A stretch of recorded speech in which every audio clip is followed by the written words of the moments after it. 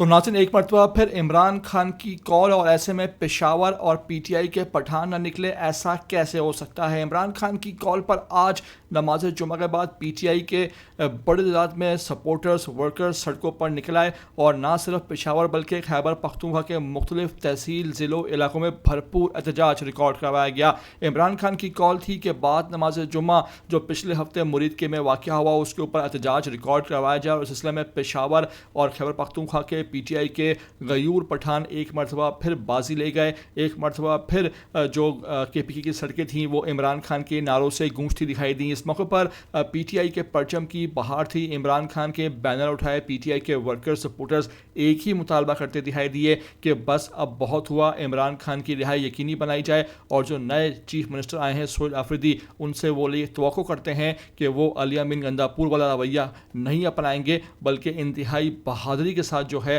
अब इमरान खान की रिहाई के लिए कोई जामा अमली इकदाम वो करके दिखाएंगे। इस मौके पर भरपूर एहतजाज किया गया और फ़ज़ाएँ एक मरतबा फिर खैबर पख्तूनख्वा की इमरान खान के नारों से गूंजती दिखाई दी। मेरी आपसे रिक्वेस्ट है कि वीडियो को आप आखिर तक देख लें। नए आते हैं चैनल पर तो लाजमी से आप सब्सक्राइब करें, लाइक करें, शेयर करें और कमेंट करके मुझे अपनी कीमती आरा से लाजमी आगाह करना बिल्कुल भी ना भूला करें।